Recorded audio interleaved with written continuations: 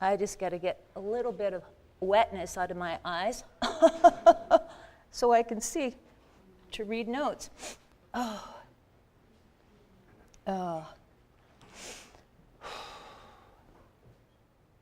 Boy, I feel wrung out already. Not real sure how I'm doing a message at this point, but I'm going to give it a go. I'm speaking. Thank you. I'm speaking about worship. I am. Maybe from a point of view you had not considered, and if you had considered, it may refresh some of the things that God has already been telling you. The first scripture I'd like to go to is 1 Peter chapter 2.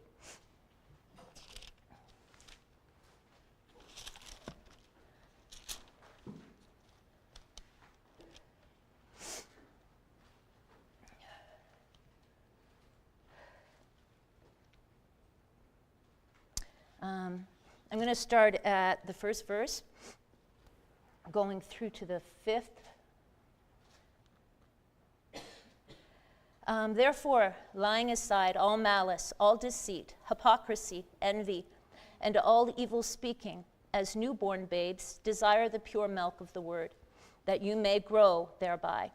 If indeed you have tasted and seen that the Lord is gracious, coming to him as a living stone, rejected indeed by man, but chosen by God and precious, you also, as living stones, are being built up a spiritual house, a holy priesthood, to offer up spiritual sacrifices acceptable to God through Christ. The part I want you to remember is that we were built up to offer spiritual sacrifices accepted to God through Christ, not of our own. We don't have that ability, but through him, we do. So then if you drop down into verse 9, it says, you are of a chosen generation.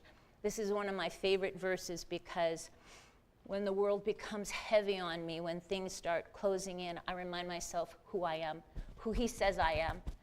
Ooh, I did it again. Boy, oh boy, that mic. Okay. But you are of a chosen generation, a royal priesthood, a holy nation, his own special people, that you may proclaim the praises of him who called you out of darkness and into his marvelous light. He calls you a royal priesthood, a royal priesthood. So I thought it's only fitting that we look at what a priest does. What was their job given to them by God? It actually, Peter was quoting Exodus 19, 5-6, and it was during that period of time that God was putting in place the workings of the temple. And at that point, the temple was actually a tent.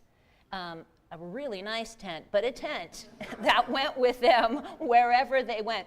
And it was to hold the presence of God. That was, and the priest's duty was to care to the tent, to care to the temple, and to intervene, to come between the people and God by giving of sacrifices and the burning of incense and making sure that the laws were being upheld. So they were appointed by God to minister to God and to minister to God on behalf of the people, which is interesting that he calls us royal priesthood. He could have called us a lot of different things, and he does, children, beloved, but royal priesthood, that carries some weight and responsibility with it. Ephesians 5, 1 and 2.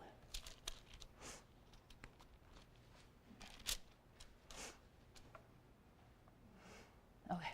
Therefore, be imitators of God as dear children, and walk in love, as Christ also has loved us and given himself for us, an offering and a sacrifice to God for a sweet-smelling aroma.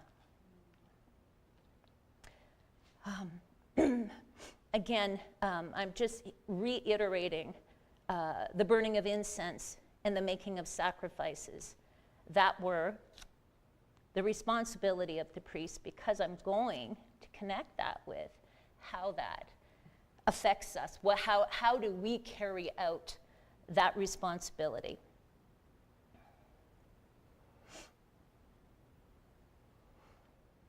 If you go with me to Matthew 15, 22 to 28.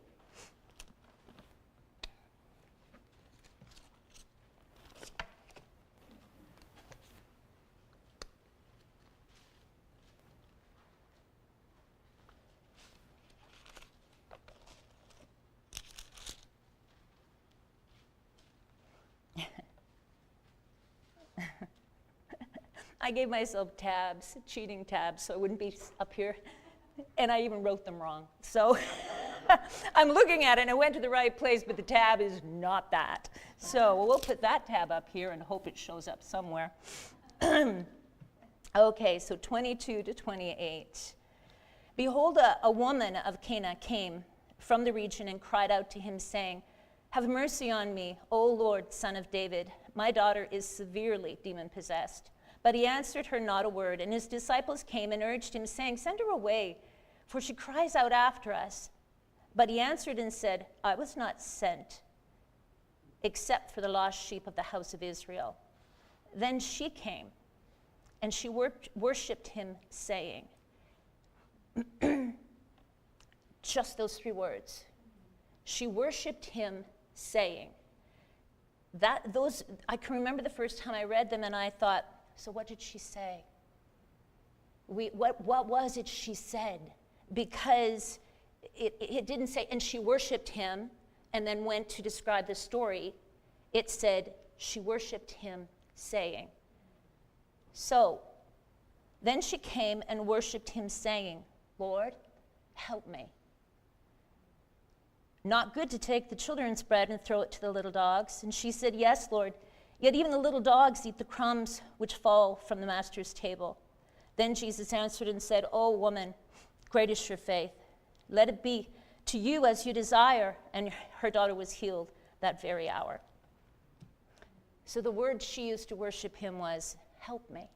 Not words we would have considered phrases of worship. But the Bible says that's what they were. Matthew 8:2. Oh, and just before we go to there, considering this story too and looking past the surface of it, she was not a woman of their tribe. She was not Jewish. She was from Canaan. She was considered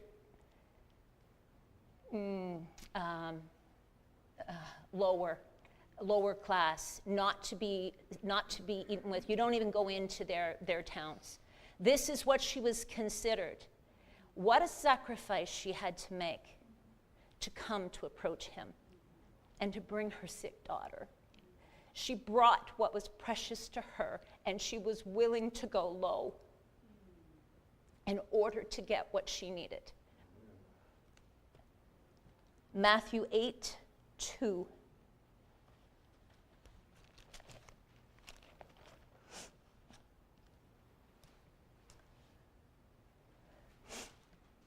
And behold, a leper came and worshipped him, saying, "Lord, if you are willing, you can make me clean."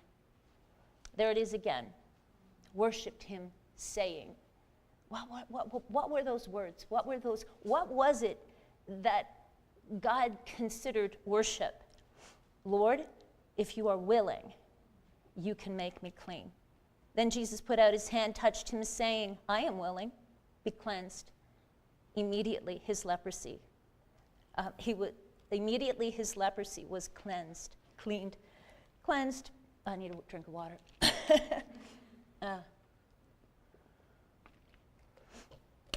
We are going to look at that the exact same way we looked at the first one.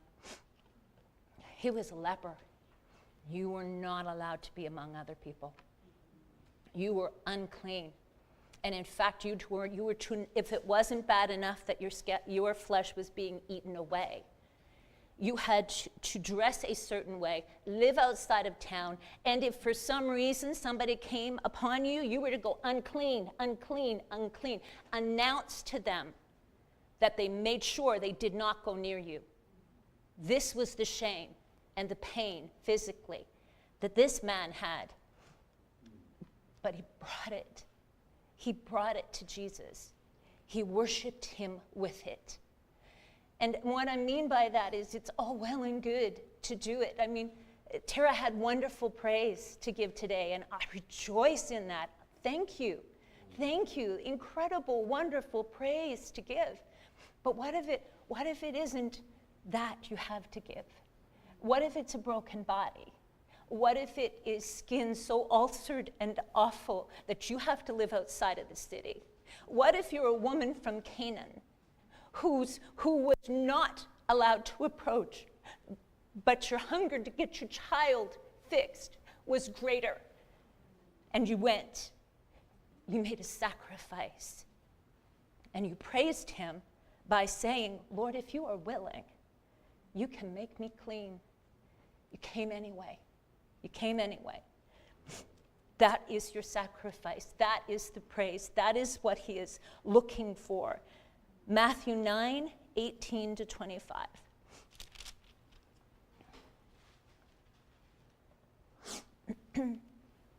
While he spoke these things to them, behold, a ruler came and worshipped him, saying, my daughter has just died, but come and lay your hand on her and she will live. So Jesus arose, followed him, and so did his disciples. And suddenly a woman who had a flow of blood for 12 years came from behind and touched the hem of his garment. So she said to herself, if only I may touch his garment, I shall be made clean. But Jesus turned around, and when he saw her, he said, be of good cheer, daughter. Your faith has made you well. And the woman was made well from that hour. And when Jesus came to the ruler's house, he saw the flute players and the noisy crowd wailing. And he said to them, make room, for the girl is not dead but sleeping. And they ridiculed him. But when the crowd was put out, he went in, took her by the hand, and the little girl arose. And the report went out into all the land. Two stories there, but the main one I was going for was the ruler, mainly because the words were used again. Worshipped him, saying, my daughter has just died, but you come and you lay your hands on her and she will live. First of all, this was a ruler, this was a prominent person. And he put his title, he put his reputation, he put it all down. So he could go to a Jew who was wandering around the country healing people. But he believed he was who he said he was. So he went. His daughter wasn't even breathing any longer. She was dead, but he went anyway. So he not only had to put his title down, because sometimes we're sacrificing ridicule, because of something we did. Sometimes we got to sacrifice our pride. We have to sacrifice our position. We have to sacrifice how somebody else sees us to get to him. The sacrifice isn't always at what it appears. He followed him, and they ridiculed him at the door, and they ridiculed him as he went in, and the dad still had to hold the pace. But he did, because he believed in him, and his daughter was made whole. She was healed. Looking at these scriptures, I thought, so worship is faith. That's worship. Worship is saying, I believe you are who you said you are. Amen. And if you are who you said you are, then you can do what you said you're going to do. Amen. So that is what worship is to God. Because each time, each phrase was, I believe you can. I believe you will. If you will just come with me. And a daughter got raised from the dead. And a leper was made clean. And a child became free from demon possession. James 2:26, please.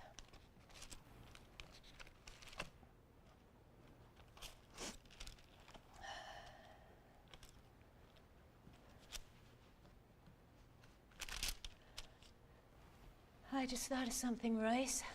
Look what I'm using. I tease him so much, he uses so many stickers. And he does. I've weaned you off only to pick it up. Look what you've done to me. James 2:26.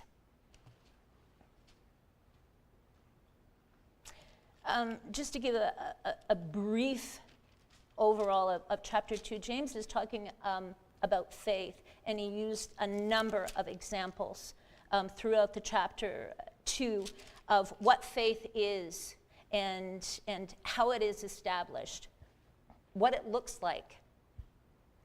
But he sums it up with, as a body without the Spirit is dead, so faith without works is dead. It's all well and good. All well and good for us to say. And this is what Paul said too. Even the enemy, even the devil knows that God is real. He knows that God is real, but that's not faith. Faith requires an action. Faith requires movement. You can't just say it and not act on it, because that's not faith. You just have a word right there. That means it requires being born by an action. You are now birthing it into what God considers faith. And he considered it, again, when a mom brought her child. That action birthed a miracle for a daughter. There was an action that went with what she believed. The same for the healing for the leper. That action, him coming through the crowds, going through the ridicule, doing what was necessary to get to him, birthed a miracle. He was made clean. It was faith requires an action. It is an action word. It is not a noun.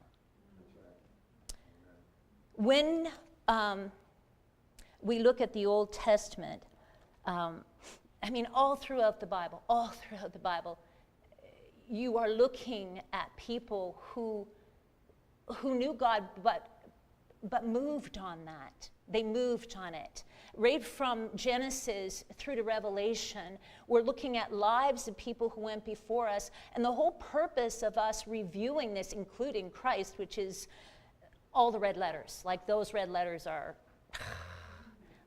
That's what they are. There's no words for red letters. Red letters are life and more abundantly.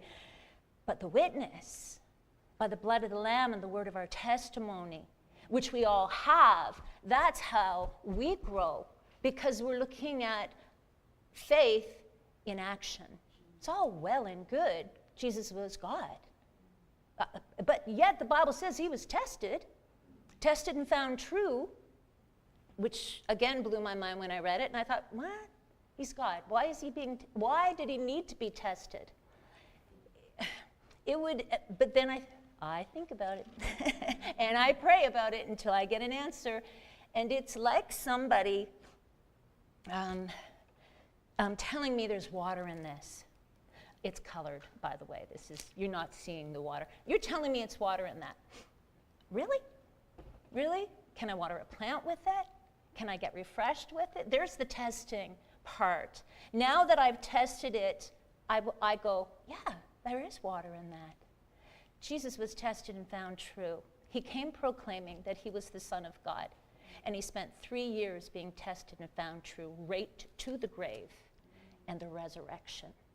He was tested and found true. And because of that, we have a testimony, a living testimony. And that living testimony now takes us into our journey. And in those times where we feel like, I can't, we go back and we found out, how did he do it? How did they do it? And then we take that with us. In the Old Testament, there were many worshipers. But if I was to ask you which one comes to mind, tell me who it is. Who is it? That'd be him. It is David. And that would be mine too, though there were many. David comes to mind, mainly because he was, God himself said, he is a man I have chosen. Saul had fallen very short of what his destiny was. Saul, the first king of Israel, God had anointed him and gave him a new heart, but he had become corrupt. He began to look inward. He began to value his kingdom and how man seen him more than he did God, to the point that he began to offer sacrifices. He began to do the work of a priest, and he was not called to that. That was very holy. That's why God calls us holy priesthood. That is not something you move into slightly. And he did, mainly because he wanted the praise of men, more than he wanted obedience to God, which God was asking of him. So he had told the prophet, go, I've chosen another, and I want you to go and anoint him. He is a man after my own heart. And that to be called by God, a man after my own heart, that in itself, I think you could do a whole message on. Roxanne? Teasing Roxanne. Who am I to tell you what God puts in you for a message? But again, you got to ask why. What was it? What was the characteristics of him that would make God call a man after his own heart? There were many, and some I've heard people say that he was a man of war. That one I struggled with. One thing I did see over and over again with David, yes, his love for God, and yes, the fact that he would not move unless he stopped and he sought God first. One occasion, and I did not put a tab on this, so if somebody knows where it is, they can tell you where to find it. He was coming back from war. He was actually sent home because he was going, he had been hiding with the enemy to get away from Saul, who had sought him so many times, but God never allowed him to have him. Saul was looking to kill him because he knew darn well he was going to replace him. So he was, had gone actually to war with the enemy with the purpose of coming in behind them and helping Israel. But the leaders of them thought, this isn't safe to have David fighting on our side. What if he turns? Which was his plan. Anyway, that said, he came home to the community that he and his men were living in, just to find it had been raided. His wife, his children, everything had been taken. And Ziklag, wasn't it? Ziklag. And the men mourned. They were angry at him. You got to have someone to blame. When you're angry, it's going to land somewhere. It's going to land somewhere. They were mad at him because he was the one that said, let's go. We'll go and we'll fight for Israel this way. And they were looking to stone him. David instead is going, that's okay, we got this. We'll go after them, take back what belongs to us. No, these men are looking to stone him. He's grieving. He's lost his wife, his children. He didn't make a move until he stopped and he prayed and he asked God, what would you have me do? Do I pursue? That to me, how many times do we stop and pray about something that to us would be a given? Well, of course I'm going to do this. Well, of course that's right. I mean, that again was just one of the places where I seen, wow, don't know if I would have done that. I think I would have pursued and believed that God was with me. Anyway, the place that I want to go in regards to worship, because again, we know now that it is a verb, that it is a verb that requires action. It is, too bad I didn't write that down. I think it's 2 Samuel 24, chapter 24. While you're going there, again, background on this, they are at a place of peace. David is now king. And they are at a place of peace. And David, chapter 24 begins with this, which is interesting. Again, the anger of the Lord was aroused against Israel. Why was God angry? Because Israel constantly strayed, constantly. He would save them, bring them back, give them a leader, and then they would go right back to worshiping idols, right back to doing it their way. It was just a constant, and he was so merciful. And again, I look at Israel, and I have to take that example from my own life and go, how many times has he had to go, no, that's not what I have for you. This is what I have for you, even though I've gone that way again. But this is what Israel was doing, repetitive.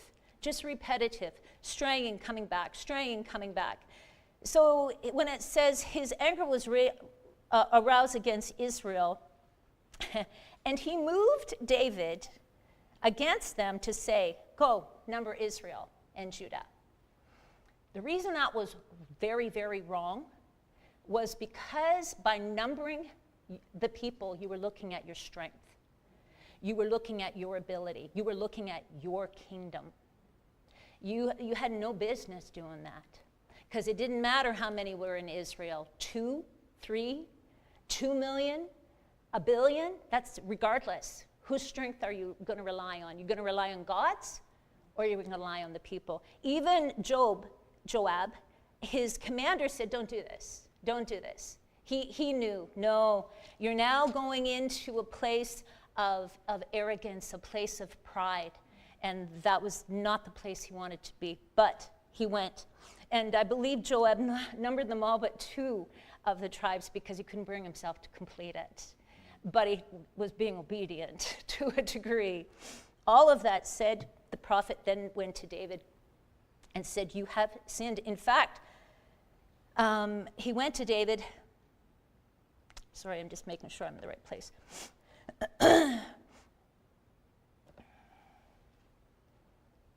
He went to him and he said, you have sinned. If you go to 14 in chapter 2, and David said to Gad, he's now gone to him and said, you've done wrong and God knows it. And David fell on, he said, yes, I have. Please. Gad, prior to that, had said to him, I'm trying to find the place where he gave him the choices. 11 and 12. Okay. Now when David arose in the morning, the word of the Lord came to the prophet Gad, David's seer, saying, go tell David, thus the Lord, I offer you 3 things. Choose one of them for yourself, that I may do it to you. So Gad came to David and told him, and he said to him, shall 7 years of famine come to you and your land, or shall you flee 3 months from your enemies while they pursue you, or shall there be 3 days of plague in your land? Now consider and see what answer I should take back to him who sent me.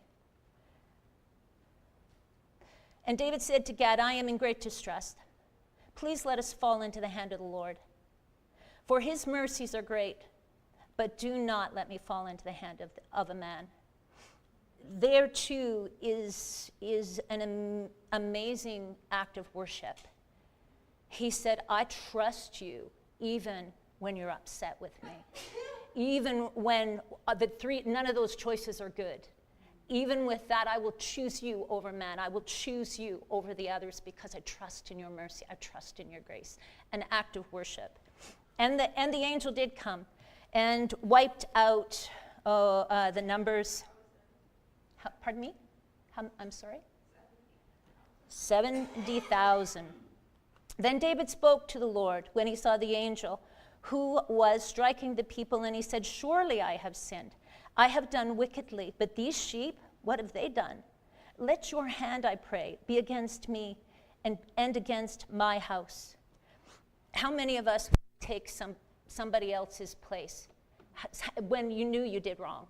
And God is just, it's coming. This is what is coming, and the plague is wiping out, as though he said, 70,000 in total. But you said, take me, take my family, not just him, but his family he was willing, just to come in between the wrath of God and the people of Israel. That to me is the heart of God. That to me is the heart of God when you're saying, do it to me. Because that's just exactly what Jesus did. I'll take it. I'll take it. I'll take what was yours so I can give you what was mine. David said, I'll take it. Just don't give it to these sheep. They didn't do it. So the end of this comes, the angel stayed fast over, how am I pronouncing that? The king said to, where are you, Roxanne? 24. The king said it was, pardon me? Arona. Really? Arona. The angel of death had stopped over the threshing floor of a farmer, and it literally was poised there, because after David had prayed to God, he held fast. So he was also told, you go now to that floor and you make sacrifice and you pray to me from here, where it was stopped. So David has gone, and the king said to Arona,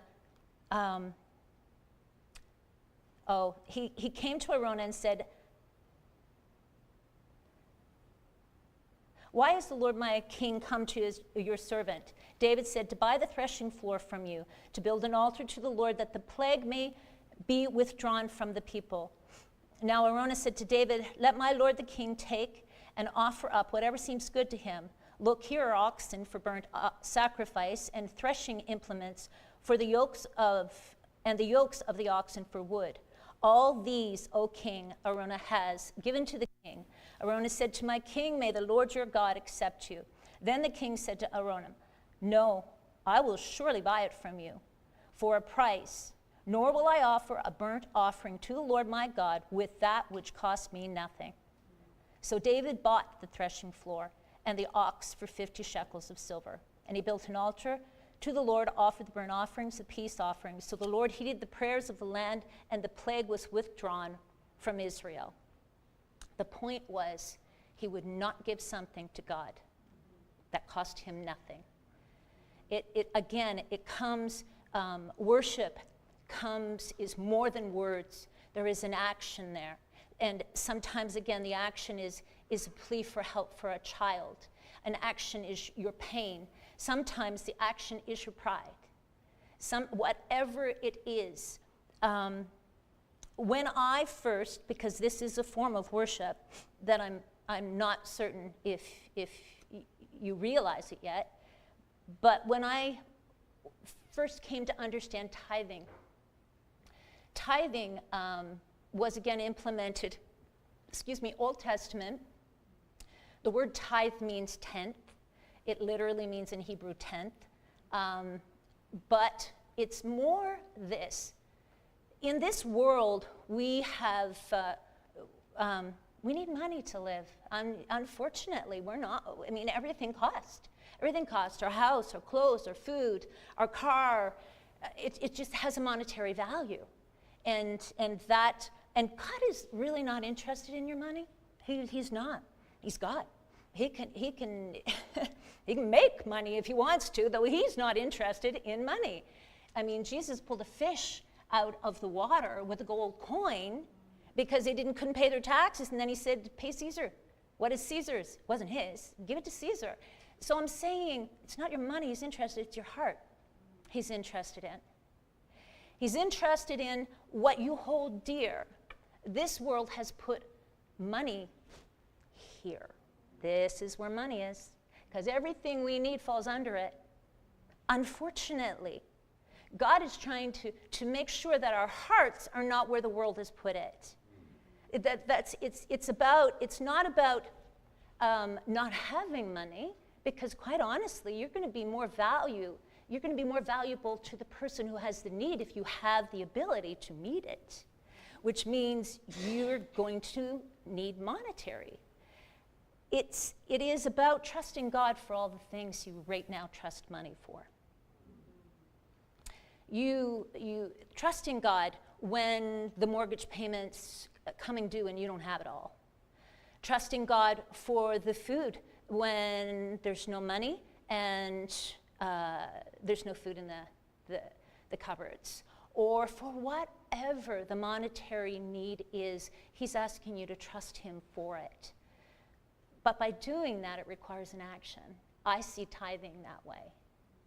Every time I tithe, and I tithe, whether you do or not, I believe in doing, and I also believe this. I also believe that being obedient is the greatest form of worship.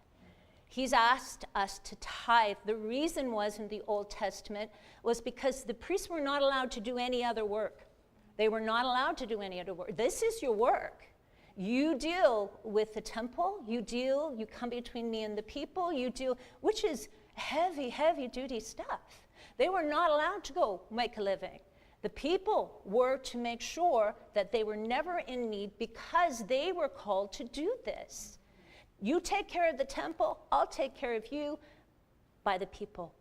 That's what God was saying. This is how I'm going to do this. So the tithing was meant to take care of the temple. But again, in doing that, it's a form of worship. And when you give a tithe, don't think you bought something. You didn't buy anything. You didn't buy anything and you didn't put a down payment on it. That's not yours. It leaves your hand, it's gone. That's God's. That's God's. That's your intent with the giving. I give unto God. That's not even mine. That's not mine. I'm so used to it now that the first thing I do, something comes into my bank account, unexpected. Y'all got some unexpected this week, because so did I in my bank account. That government of ours. Anyway, that said, first thing I do is take it. Take it, give it, get it out of there. It's not mine. That's not mine. That is God's.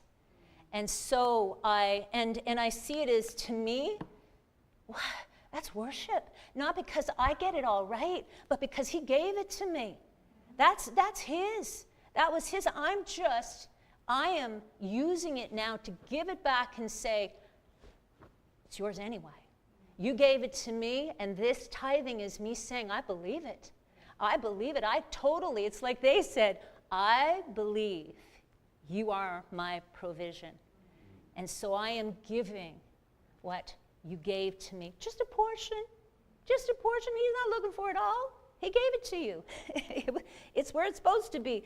And I'm saying that because, again, that is something we live with right now, and we have the privilege of doing, but we have to look at it correctly.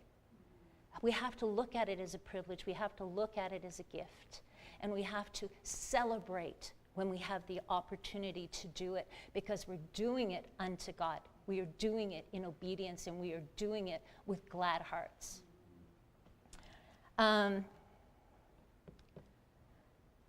Well, pretty much covered that last part.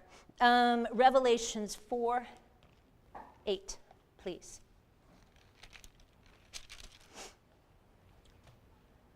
Uh, 8 to 11.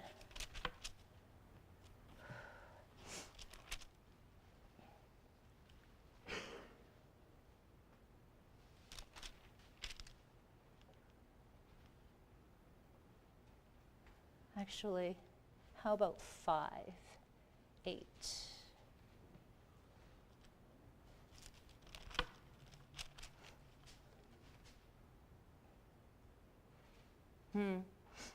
When I was preparing for this, and I came across this actually just yesterday, and I thought, that's nice.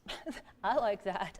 5:8, and they're talking about the place in Revelations where the scroll came, and there was nobody able to open it. Nobody was worthy to open the scroll. And in that scroll were our names. In the scroll were our names, but it had to be opened. And nobody was worthy. Anyway, except Jesus. Jesus came, the Lamb. The Lamb was worthy to open the scroll. The Lamb who had died was able to open the scroll and read the names. He was able to, because he had purchased with his blood every name, every person, and he had ownership. And so he could open the scroll and read our names so that we could be with him. It says it's as part of the worship that happened during that period of time in 8. Now when they had taken the scroll, the 4 living creatures and the 24 elders fell down and before the Lamb, each having a harp and golden bowls full of incense, which are the prayers of the saints. How beautiful is that? I'm sure sometimes you think your prayers go out, boom. It's not what it says here. Not even when they're prayers of, oh, God, help me. Isn't that what the woman said? Help me. She worshiped saying, help me. They became incense in golden bowls that were used to worship in heaven. Every time you speak to him, the prayers of the saints become incense in golden bowls used to worship the King in heaven as he opens the scroll and reads your name. That's the incense we have to offer. The sacrifice is believing. The faith and the sacrifice is what births the faith, the choice into being. What brings the healing, what brings the finances, what saves 3 members of their family. That's the faith in motion. That's what births it. The incense is where it began. The incense was the prayers of the saints. The incense was in the going. And just think about that every time, whether you're walking or driving or wherever it is you're talking to him, you are filling a gold bowl in heaven that will one day become beautiful incense before God in a form of worship. It is worship. I'm going to close this service by asking Mike to do that very last song again. I absolutely love the very last song. It's straight from Revelations. It's straight from Revelations where I think the last time I spoke, they said, I told you, I said, they will be around the throne, the elders and the creatures, and they will have to stop whatever they're doing because they can't stand it anymore. They have to go into worship. Holy, holy, holy are you, Lord God Almighty. They have to. You cannot stand in his presence and not. In fact, it's harder not to worship than to worship. So this is where this comes from. You are worthy of it all. These are scriptures right out of Revelations. If I'm going to try to think of the word to use. I'm going to challenge you. There's the word. Challenge you. Coming forward to worship is not easy because you got to forget everybody behind you. But I'll tell you a little trick. They're behind you. This is what I mean by this is, in our church in New Covenant was a big church, and I used to watch people come forward, and I'd think, oh, wow, that's pretty showy or whatever, right? It's the opposite. It's the opposite. You're dying. You are dying. You are coming forward and saying, I'm going to get all those people behind me so that the only one who's in front of me is you. No distractions, no other noises. I am going to shut it all out and get right to you. So when he puts this on, I'm not saying you have to come forward. I'm challenging you in this. If that's what it takes to shut everybody out, give it a shot. You'd be surprised. And when you come, bring your sacrifice. Bring your sacrifice. What is it? What is your need? What is your need? Because it becomes a worship before God when you say, I believe. I believe you're going to do this. I believe in the healing for my husband. I believe in wholeness. I believe in whatever, this bill that is bigger than what I have. I believe in salvation for my unsaved child. Whatever it is, bring your sacrifice and your incense and worship God.